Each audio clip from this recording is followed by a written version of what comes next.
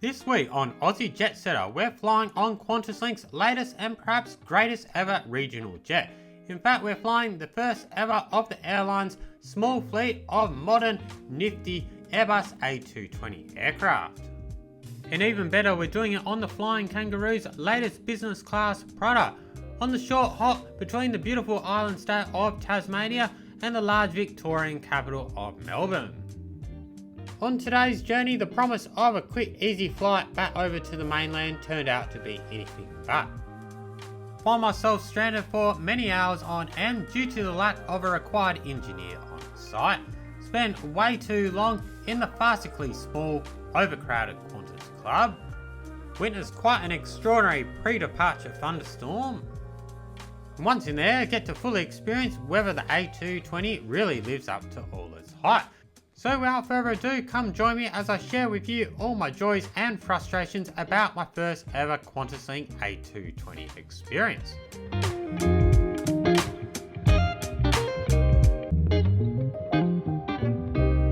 Hello, good afternoon and welcome to the beautiful historic city of Launceston, located on Australia's southern island state of Tasmania. Beautiful part of the world here up in northern Tasmania, actually the second largest city in Tassie. I think it's about a population of around 100,000 or so people, but very beautiful historic city here located on the banks of the lovely Tamar River, with the Cataract Gorge also nearby to the city. A great place to come for a weekend indeed. Anyway, we've had an amazing, albeit quite brief, weekend stopover here in Launceston. We actually flew in on Friday on the very unusual, little heard about direct flight that Virgin Australia have between Perth and Launceston. That's on the 737-700. It's quite an eventful day, but we actually had to turn back to Perth due to some sort of air traffic control issues, not being able to establish contact or saying with the control centre in Melbourne, so we couldn't actually make our way south down over the ocean to Tassie. So we had to return to Perth. Luckily, they did have a replacement plane when we arrived back into Perth, so we did get there the same night, 3 or 4 hours late, so very late after midnight. But yeah, better late than never. We got here and it didn't have too much disruption to my plans overall.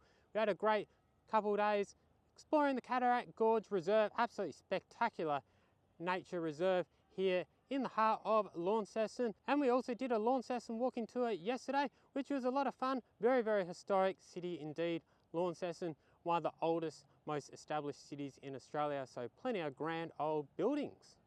Anyway, on to today's flight. In a couple hours time, we're actually going to be heading to the big smoke of Melbourne. Just a short flight today, about an hour or so out of Tasmania, out over the Bass Strait and into the Victorian capital. But it's going to be a really exciting one today. I'm actually going to be reviewing the almost brand new QantasLink Airbus A220 for the very first time. So the A220 very much has been billed and hyped up as the next generation, way more modern replacement for the Boeing 717, the very trusty workhorse that Qantas has been operating for several decades now. It did officially retire a couple months ago now, but yeah, it keeps seeming to come out of retirement. Actually found itself on the West Coast operating a few flights there to help out network aviation with a shortage of Fokker 100 aircraft or whatnot. But I'm pretty sure it now is officially retired, but you just never know. It's come out of retirement a few times already this year. So even better, we're going to be flying in business class today on the A220. Actually put in a bid at the last minute for a classic flight reward upgrade. 10,900 points, put in the bid yesterday and got same day confirmation. Could be a little bit overkill for such a short flight, but I thought bugger it. On this trip, I pretty well redeemed all my flights to and from North America, all the way back to Perth with points. So didn't have much of a balance left, so I thought bugger it, why not? Let's just go all out and use most of the rest of them. So without further ado, let's head back to my hotel now. I'll pick up my bags, we'll get in an Uber and head over to the Launceston airport. I think it's about a 15-minute drive or so from here. Hopefully you beat those stormy clouds that look like they're coming in. And yeah, we'll get checked in and we'll fly up to Melbourne in style this afternoon. Hope it's a good one.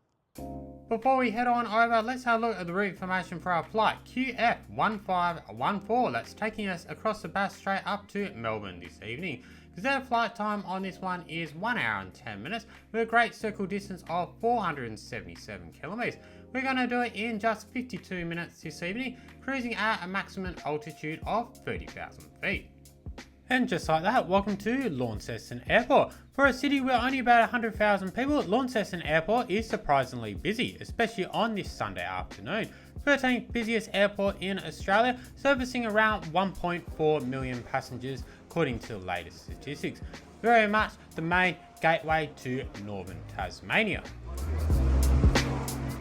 On to check-in and bag drop. Very much an airport in transformation here on a busy Sunday afternoon here in Launceston. They do have the self-service kiosk where you can self-serve check-in and also print off your bag tags. Very annoying modern designs, these ones, that pretty well force you to scan the QR code to use your own mobile. Really pointless double handling in my opinion. Now on to baggage drop. They do appear to have self-service baggage drop facilities here in Launceston, but on the day of travelling today, they're either not in operation or perhaps they've been installed but not fully ready for public use. So still had to visit a manual counter to drop off my bag today. Flying business to get me access to the priority line, but at this time of day the priority line was just as busy as a regular line. Talking of business, that gets me into the Qantas Club, or more correctly the Qantas Regional Lounge here in Launceston. There's no staffed entry to the lounge, so it's just a PIN code to get you in the door. Should be written on your boarding pass. If you're using Apple Wallet like I am, just press on the additional information on the pass where you'll find it there. Onto the lounge itself, nothing to write home about here in Launceston. Less than ideal conditions. Very overcrowded, definitely seemed beyond capacity. Couldn't actually find a seat, so I actually managed to find this tiny little seat tucked away in the far corner. Felt more like I was in a study booth in my local library than at the Qantas lounge.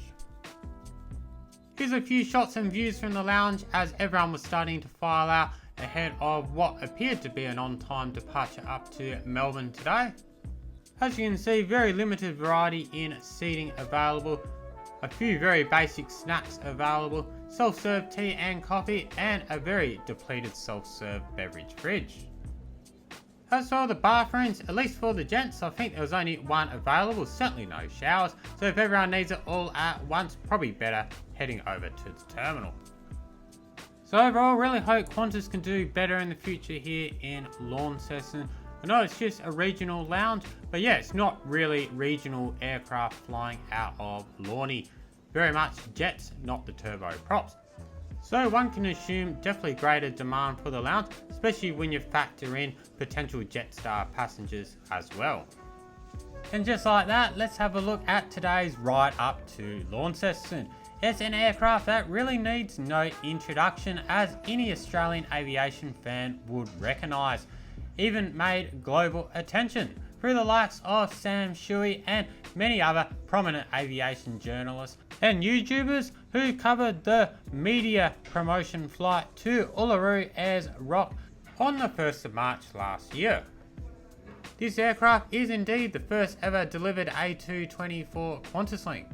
In its striking white and green livery, a truly amazing showcase of Indigenous artwork. And definitely one of my favourite aircraft liveries going globally at the moment.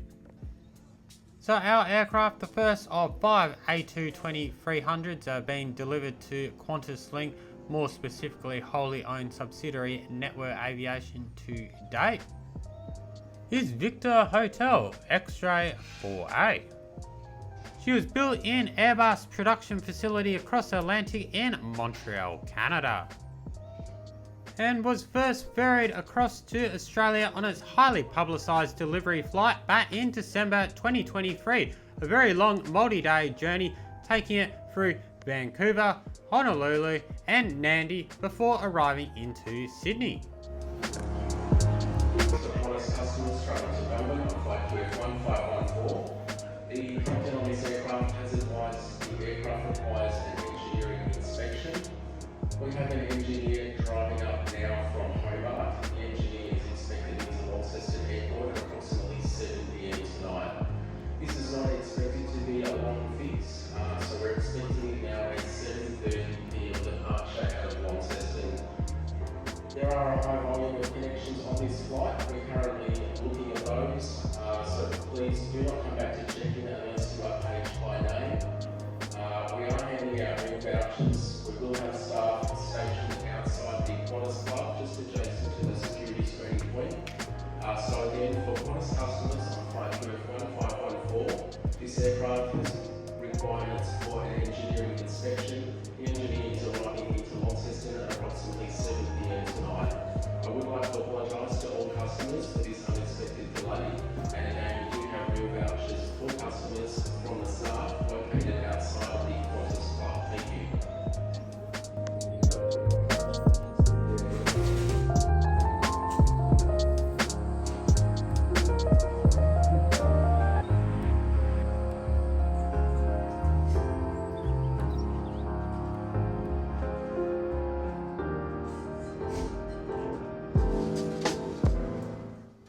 And with that unfortunate 3-hour delay announced, ironically as our Jetstar A320 departs on time for Melbourne, first instinct is literally to bolt back to the Qantas Club in fear of missing out on a seat for another 3 hours waiting around. After another quick bogs, quickly realised that the opportunity to get a Qantas meal voucher was no longer available straight outside the Qantas lounge. Friendly team member, however, did advise all I had to do was go to the check-in counter where I could get it there.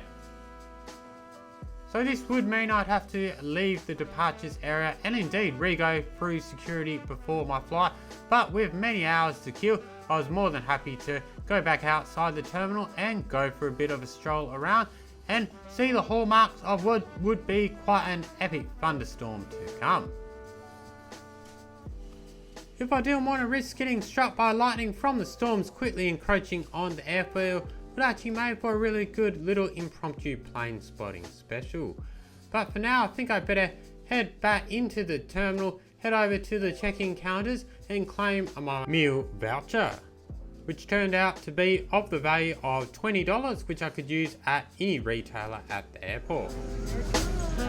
Whilst not as absurd as American airport pricing, $20 still won't go too far at an Australian airport.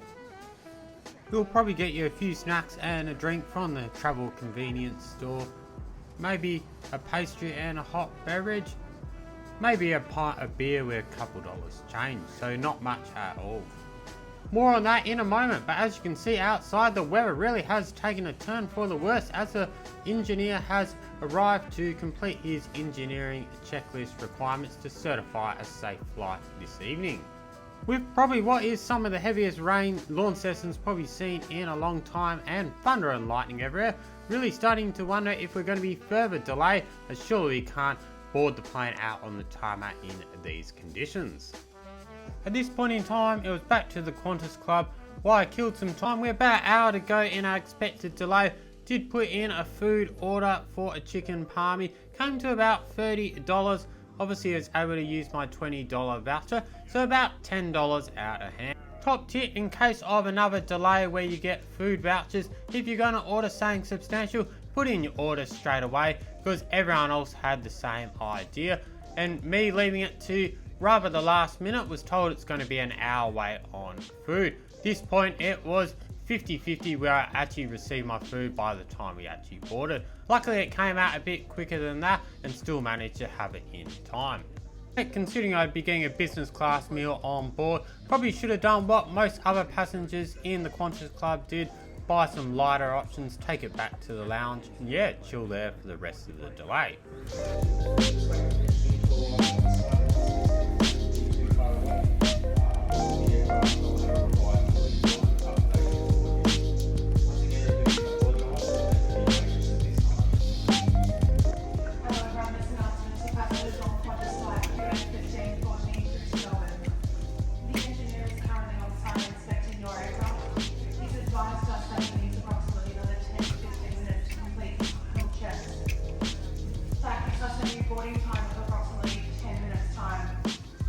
And after that reasonably enjoyable palmy, even if it didn't win any awards for presentation, we're back to the Qantas Club for probably the 4th or 5th time of the day. As you can see, the drinks are really piling up on the table from the various customers who have sat on the seats in the last few hours. But nonetheless, after probably what's turned into a 3.5 hour delay at this point, we finally get the green light for boarding. Anyway, boarding for tonight's flight is downstairs. Interestingly, it's adjacent to boarding for the little known flight that Virgin Australia have all the way over to Perth, that you could see coming in from Perth only a short while ago. Interestingly enough, I was on this actual flight coming in from Perth only a couple days ago, which turned out to be a very hectic day, which actually took 2 flights bound for Launceston, because the first flight actually had to return to Perth due to air traffic control issues. So be sure to check out this 2-part journey to Launceston when it drops on the channel soon. Anyway, we're boarding via stairs tonight. Luckily the rain's eased off, but there's a lingering tropical feeling humidity out there that you rarely would experience in the morning. And just like that, welcome aboard our ultra-modern, sleek-looking Airbus A220, which promises to be 25% more fuel efficient than the Boeing 717s they are replacing.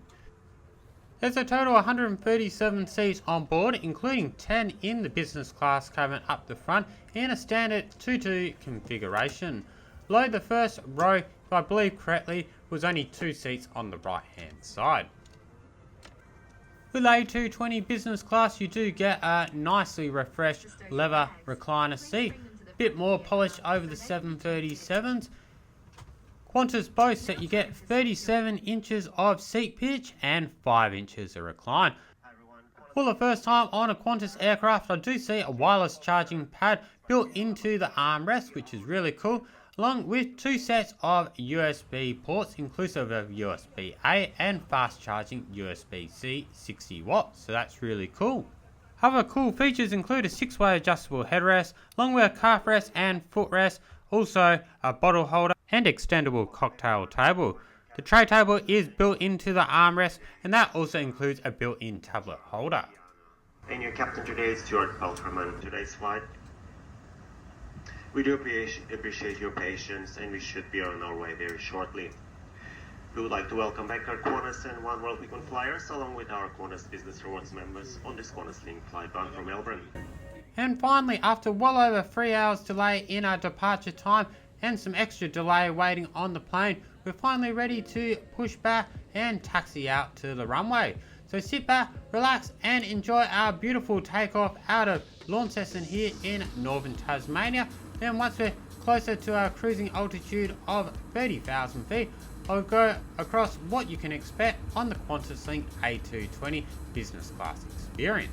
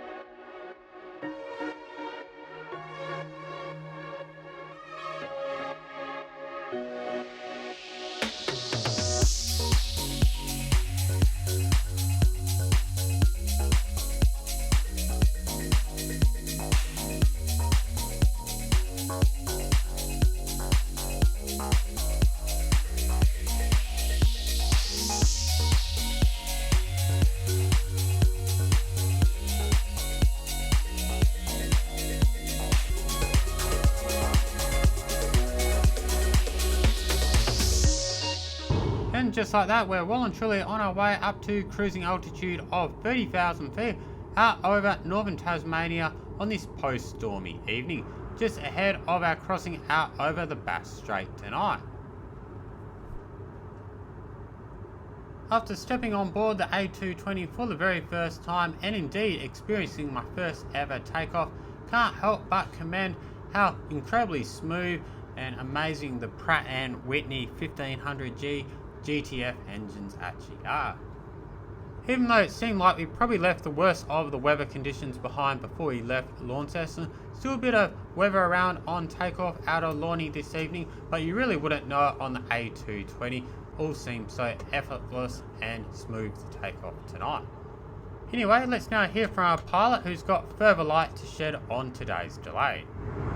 Firstly, our apologies for late departure out of Launceston. Had a minor technical issue that required engineering certification sign-off to depart Launceston. Unfortunately, the engineer was in Hobart and had to drive to Launceston to complete the minor engineering rectification and the paperwork. Well underway now at currently cruising at 30,000 feet. Seatbelt sign has been turned off. You are free to be with the cabin as you desire. It is required, however, that when you have no need to be about the cabin to remain seated, seatbelt will come up fast. Tracking direct to Melbourne. At this stage we're anticipating touching down 9:21, having a day just a few minutes after that. Weather conditions for our arrival. Fine day in Melbourne, light southerly breeze blowing, some scattered cloud here, and temperature currently 21 degrees. Short sector today, so I won't disturb you again. Let's change the arrival information. Thank you very much. Anyway, with our flight quickly progressing towards the halfway point already, we better get on to our business class food and beverage service, which, as you can expect on such a short flight like today, where we're literally only cruising for about 20 minutes or so, it's a pretty rush service. But yeah, we get offered the Wagyu beef steak, accompanied by sourdough bread and a choice of sparkling still water, and also a selection of wines. Other drinks such as beer and soft drink are also available, along with tea and coffee. Got a white wine, believe it was a Chardonnay, tasted really good, also was shown the bottle, which was a really nice touch. All served on the one plate, which is pretty standard for Qantas Business Class. But yeah, actually really enjoyed this one. Definitely one of the better Qantas Business Class meals I've had domestically in the sky in Australia. Aside from that, the flight's going really good. Not much more to report, however. Fortunately, it's just going way too quick to fully enjoy it. Do note the adjustable headrest does appear to be really comfortable, and yeah, it does appear to have lots of recline to seat as well. One slight shame, couldn't seem to get the Qantas free Wi-Fi nor the stream to your own device entertainment to work on this flight. Could have been just my phone saying with a setting or the VPN or saying like that, or it could have been an issue with the Qantas aircraft itself, not too sure to be honest. Anyway, after probably only about half an hour or so of crossing the Bass Strait, we finally made it over the mainland. Actually really did want to do the Spirit of Tasmania ferry from Devonport to Geelong, but yeah, it really was put off on this occasion by the cost, which really seems to have gone up quite significantly in the last few years. Anyway, with light slowly starting to fade well after 9 o'clock here in the middle of the Australian summer, let's now make our descent into Melbourne. So sit back, relax and enjoy our landing into Tullamarine. Then once on the ground, I'll give you my final thoughts and verdicts on today's QantasLink Airbus A220 Business Class experience.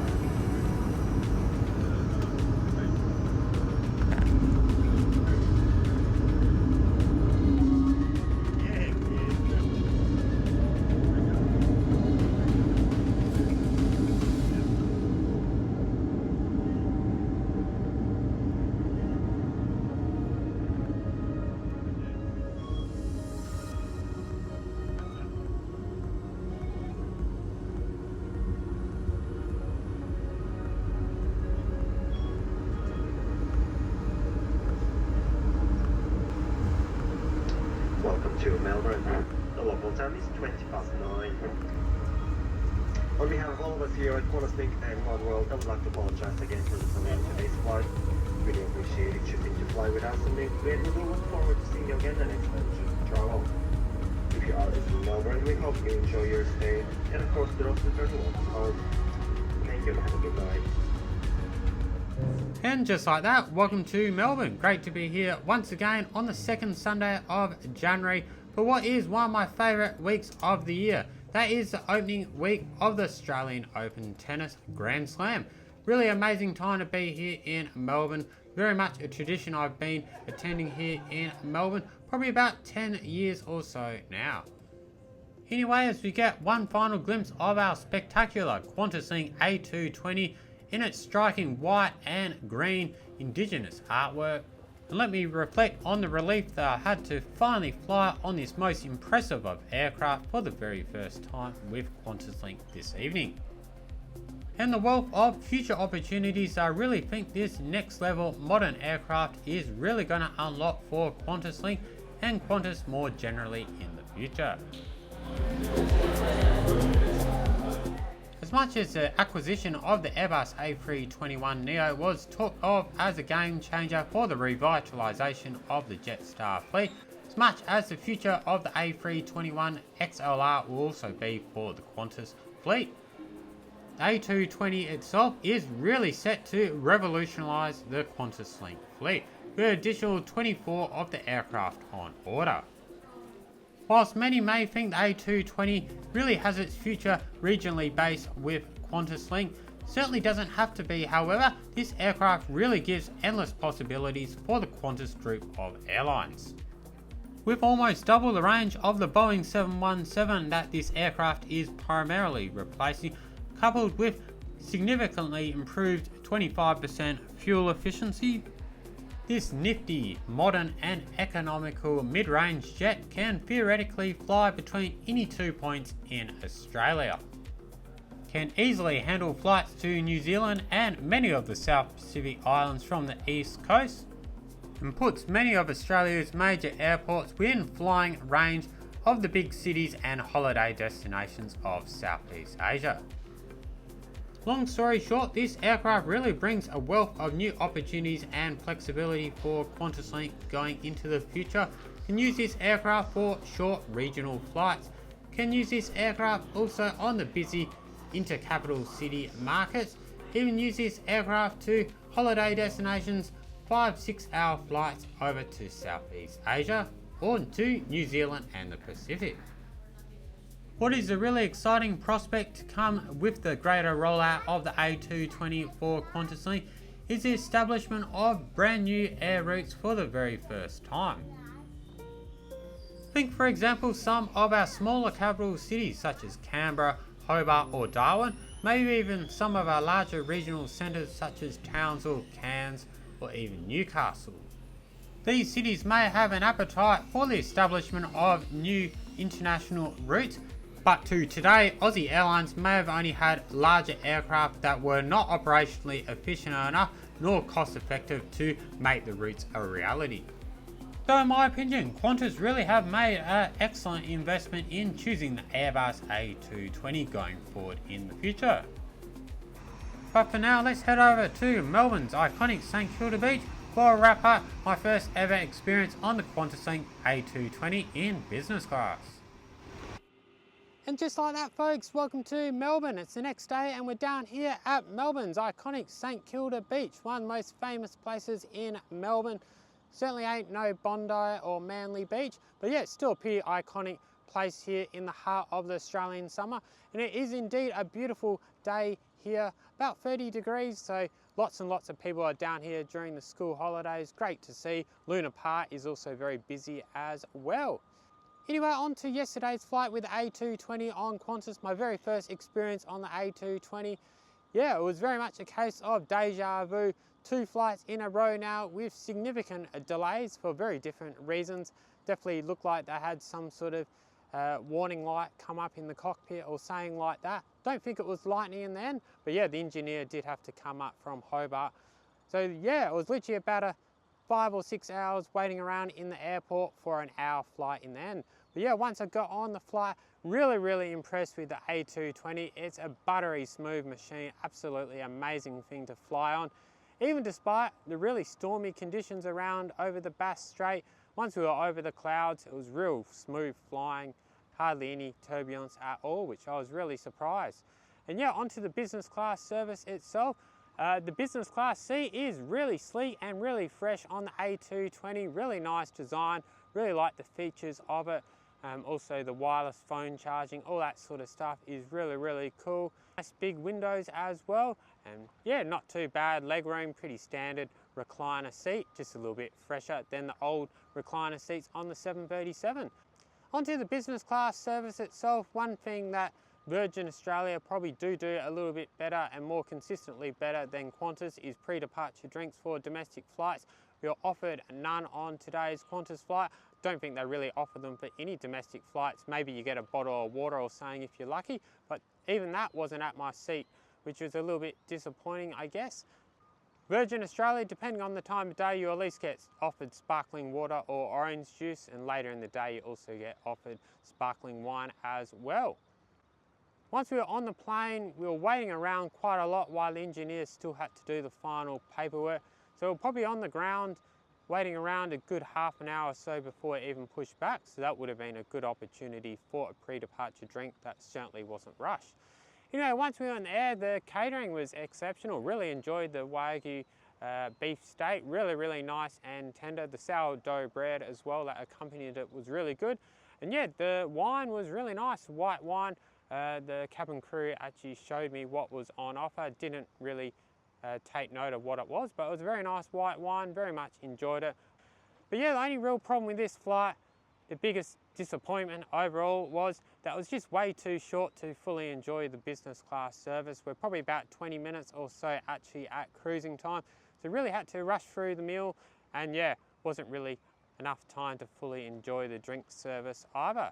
So would I use points again to upgrade to business class on such a short flight between Launceston and Melbourne? Probably not, to be honest. 10,900 points, already paid 189 in economy. Don't get me wrong, I really enjoyed the service, but yeah, it's just way too short a flight to be able to fully appreciate the A220 experience. Trying to film it and all that sort of stuff as well. There's just too many features to explore, and yeah, I wanted to enjoy the meal. Obviously, I want to enjoy the views outside of the engines and everything like that. It's just too quick of a flight to fully enjoy. But yeah, I guess the Qantas Club, albeit very busy, that did help kill the time. Having access to the Qantas Club for 4 or 5 hours, definitely had a few bogues beers. But yeah, the Qantas Club itself was actually pretty disappointing, to be honest. When I first got there, I actually couldn't find a seat. And yeah, it was just way too overcrowded. Don't actually think it's actually called a Qantas Club. I think it's technically a Qantas Regional Lounge. But yeah, pretty disappointing experience overall. Really is just a drinks fridge with some beers, some soft drinks, and yeah, self-serve tea and coffee facilities, and a few snacks like cracker biscuits and all that sort of stuff. But yeah, certainly nothing substantial. So yeah, definitely hope they improve the Launceston Lounge sooner or later, because it's not exactly a quiet airport, Launceston. It gets pretty busy, especially this time of year. A lot of holiday makers come south to Tasmania. Best time of year for travelling around this beautiful part of Australia. Onto the delay itself, pretty frustrating in the end. We were first announced that it was going to be about a 15-minute delay as I had an engineering inspection to go. But yeah, I was pretty confident that was certainly going to be a lot longer delay than just 15 minutes. Yeah, lo and behold, it was initially then going to be a 3-hour delay. Apparently they don't have an engineer in Launceston, so the engineer had to drive up from Hobart. Bit of a hike, 200 kilometres or so. And yeah, we had Jetstar, we had Virgin planes going ahead of us on time. So a little bit frustrating, but yeah, safety is always the most important thing. So I guess they handled the situation the best they could with not having an engineer in Launceston. But yeah, I guess it would have been nice to have an engineer in Launceston. But yeah, I guess there's not enough going around to service all the airports that Qantas fly to around Australia. Anyway, if you have enjoyed my first ever Airbus A220 flight review on the AussieJetSetter YouTube channel. I certainly enjoyed the experience, even though it was a rather frustrating day getting into Melbourne, so delayed and so late at night again. But it is what it is. Apart from that, I enjoyed the flight itself. It was a really comfortable, fun experience. So yeah, if you have enjoyed it, really appreciate it. Do give it a like, leave your comments down below, share amongst your family and friends. And of course, if you haven't already, maybe just consider subscribing to the channel, clicking that bell notification button on so you won't miss the next one. We're going to film a walking tour here down at St Kilda today, and we're going to be getting the XPT train all the way up to Sydney in a couple of days' time. Then we're heading to the States and then eventually to Fiji, so more exciting content to come up on the channel. Also, may I also wish to visit my website, AussieJetSetter.com.au for the latest in flight reviews, industry news, destination guides, frequent flyer hacks and more. Maybe even check out my Instagram page to catch up with what I'm doing around the world in real time. Even got a Discord server for fans and community of the channel. You can come together there to discuss all things aviation and travel. So from here at Melbourne's iconic St Kilda Beach, thanks so much for watching yesterday's first ever Airbus A220 flight review for myself, and until next one, safe travels, wherever that might take you.